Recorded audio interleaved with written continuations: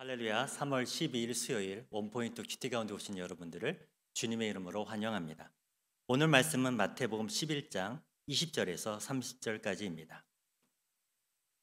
예수께서 권능을 가장 많이 행하신 고울들이 회개하지 아니하므로 그때 책망하시되 화 있을진저 고라시나 화 있을진저 벳세다야 너에게 행한 모든 권능을 두로와 시돈에서 행하였더라면 그들이 벌써 베옷을 입고 제에 앉아 회개하였으리라. 내가 너에게 이르노니 심판날에 두로와 시돈이 너희보다 견디기 쉬우리라. 가버나움아, 내가 하늘에까지 높아지겠느냐? 음부에까지 낮아지리라. 내가 행한 모든 권능을 소돔에서 행하였더라면 그 성이 오늘까지 있었으리라. 내가 너에게 이르노니 심판날에 소돔 땅이 너보다 견디기 쉬우리라 하시니라. 그때 예수님께서 대답하여 이르시되 천지의 주제이신 아버지여, 이것을 지혜롭고 슬기 있는 자들에게는 숨기시고 어린 아이들에게는 나타내심을 감사하나이다. 옳소이다. 이렇게 된 것이 아버지의 뜻이니이다. 내 아버지께서 모든 것을 내게 주셨으니 아버지 외에는 아들을 아는 자가 없고 아들과 또 아들의 소원대로 계시를 받는 자 외에는 아버지를 아는 자가 없느니라. 수고하고 무거운 짐진 자들아, 다 내게로 오라. 내가 너희를 쉬게 하리라. 나는 마음이 온유하고 겸손하니 나의 멍에를 메고 내게 배우라. 그리하면 너희 마음이 쉼을 얻으리니 이는 내 멍에는 쉽고 내 짐은 가벼움이라 하시니라. 아멘. 이제 담임 목사님께서 심판과 회개 그리고 감사란 제목으로 큐티 인도해 주시겠습니다. 할렐루야. 3월 12일 오늘 수요일입니다.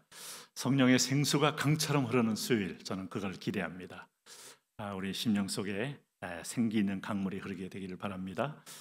마태복음 11장 20절에서 30절 말씀이 오늘 본문입니다. 우리 하나님 예수님께서 심판을 예언하시는 대목, 예수님의 심판의 포인트를 보면 예수님의 의중을 알 수 있어요. 예수님 뭘 원하시는지. 여러분 죄송하지만 댁에서도 어르신들이 화를 내면 그게 옳다 그르다는 문제가 아니라 뭘 원하는가를 파악해야 됩니다.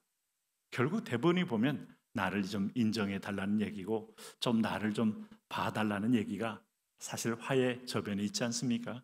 대부분의 사람들이 좀 존재감을 느끼지 못할 때 그것을 위하여 할 수 있는 것이 화밖에 없는 사람은 화를 내게 돼 있어요. 잘 보십시오. 사람도 늘 마찬가지입니다. 문제는 그것이 늘 옳지 않다는, 늘 옳았으면 좋지만 옳지 않을 때가 많다는 게 문제가 있어요. 범죄한 인간은 자기 탐심과 욕심과 정욕을 따라 화를 낼 때가 많기 때문이지만은 우리 예수님은 진리 그 자체 때문에 화를 내는 겁니다. 그래서 예수님이 화를 내는 포인트를 잘 잡으셔야 길이 보입니다. 오늘 예수님께서 말씀합니다. 예수께서 권능을 가장 많이 행하신 고울들이 회개하지 아니하므로 그때에 책망했다. 그러면 예수님께서 가버나움 엄청난 권능을 행하셨어요. 가버나움에서 여러분 베드로 장모 열병을 고치고 안즈메이 두루두루 행했던 기적, 벳세다, 두로, 시돈 가는 곳마다 주님은 행했던 기적의 땅이었다. 벳세다, 여기 고라신 주님이 많이 행했던 땅이었다 하는 걸 알 수 있습니다. 그런데 이방 땅인 두로와 시돈은 저 멀리 있는 이방 지역입니다. 주님은 1차적으로 유대인을 위하여 왔다고 말씀하신 것만큼이나 가버나움 중심으로 주님은 왔다 갔다 가버나움, 벳세다, 그 다음에 또 주님께서는 또 여리고 그리고 또 북쪽으로 다시 올라가면은 또 그 북쪽에 마지막에는 시돈까지는 갈 수 있겠습니다만은 대부분이 주님은 유대 땅 거주 지역에 있었고 두로와 시돈은 이방 지역이기 때문에 주님은 거기는 뒤늦게 발걸음을 옮긴 지역이다. 그러면 예수님이 인 지역마다 기적이 없는 지역이 없었어요. 그런데 오늘 그들이 그런 메시지를 받고도 어떤 반응을 했느냐? 여기 22절에 내가 너희에게 이르노니 심판날에 두로와 시돈이 너희보다 견디기 쉬우니라. 두로와 시돈은 내가 그렇게 말씀을 하지 않았음에도 불구하고 그들 가운데 소문을 듣고 마치 이방인인 백부장이 소문만 듣고 믿으면서 유대인 전체 공동체에서 누구도 따라올 수 없는 그야말로 말씀만 하시면 내 종이 집에서도 낫겠습니다. 엄청난 고백을 행하지 않았습니까? 오늘 여기는 가버나움이나 고라신이나 벳세다는 많은 기적을 행했음에도 불구하고 사람들이 강팍하더라. 주님은 던져진 메시지에 전혀 눈을 뜨지 못하는 이들에 대한 심판을 주님은 경고하고 있는 거예요. 그래서 오늘 23절 말씀 보세요. 그 말씀을 받지 못한 배경이 뭐겠습니까? 결국 교만함이라는 거 아니겠어요? 완악함이라는 거 아니겠어요? 교만이 뭘까요? 교만은 가진 사람에 있는 게 아니고 없는 사람도 교만하고 배운 사람도 교만하지만 못 배운 사람도 교만하고 오늘 상처가 없는 사람도 교만하지만 있는 사람도 교만하고 문제는 교만은 자기 중심인 겁니다. 자기 탐에 자기애 여기에 빠져 있는 사람은 말씀을 결국은 최후의 부원을 뚫는 말씀 못 들어요. 자기 부인이라는 말씀 듣습니까? 하나님도 나를 위하여 존재하는 분이고 성령님도 나를 위하여 존재하고 천국도 나를 위하여 존재하지 내가 변할 생각은 최후의 마지막 데드라인을 거놓고 그 안에서 움직이지 않으려고 하지 않습니까? 이거 복음 아닙니다. 이게 아직 복음이 그 안에서 뿌리채 그를 뚫지 못한 겁니다.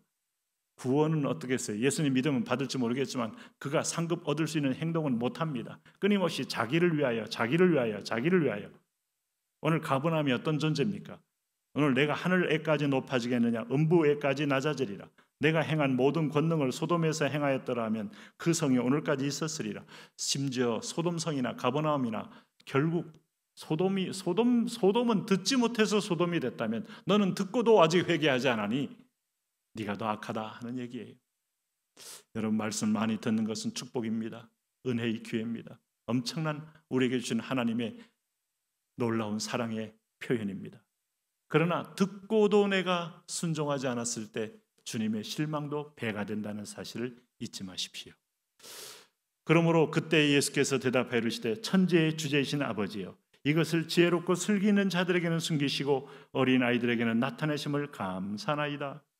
옳소이다. 이렇게 된 것이 아버지의 뜻이니이다.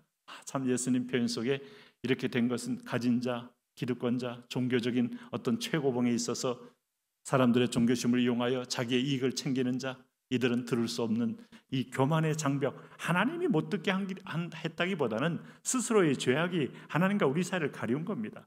근데 여기 보시면 어린아이는 의존적입니다. 어린아이는 전적으로 부모에게 손을 내밀어야 합니다. 오늘 지혜롭고 슬기 있는 자들, 세상의 지혜와 세상의 슬기 있는 자들을 가리키는 거죠. 숨기시고 어린아이에게는 나타내신다는 것은 하나님을 의지하는 자에게, 약한 자에게. 자, 우리는 사도 바울의 고린도전서의 고백, 약할 때 강함 주시는 임재의 통로, 나를 부인할 때 오시는 은혜의 마중물. 여러분 이게 은혜 받는 비결이에요. 네? 그래서 27절에 내 아버지께서 모든 것을 내게 주셨으니 아버지 외에는 아들을 아는 자가 없고 아들과 또 아들의 소원대로 계시를 받는 자 외에는 아버지를 아는 자가 없느니라. 아버지께서 모든 걸 내게 주셨으니 아버지 외에는 아들을 아는 자가 없고 아들과 또 아들의 소원대로 계시를 받은 자 외에는 계시를 받은 것. 오늘 이미 성령님은 계시형으로 오셨어요. 그래서 아침마다 우리는 이 기도해야 돼요. 내 눈을 열어 주의 법에 귀한 걸 보게 하옵소서. 내게 지혜와 계시의 영을 부어 주옵소서. 오늘도 하나님의 선명한 음성으로 이 불투명한 세상을 불확실한 시대 속에 확실한 줄을 잡으셔야 돼요. 그것이 뭘까요? 오늘 주님이 얘기했잖아요. 내게로 오라고. 수고하고 무거운 짐진 자들아 다 내게로 오라. 내가 너희를 쉬게 하리라. 오늘도 인생의 짐, 또 월급의 짐, 또 장래의 짐, 또 집을 어디다 살까 하는 짐, 어떤 사람 만날까 하는 짐, 올해 사업은 누구한테 어디에 투자하고 어떤 걸로 돈을 벌까 하는 짐 다 맡기고 주님의 인도를 받으며 승리하시기를 바랍니다. 주님과 동행하며 승리의 노래를 부르게 하여 주옵소서.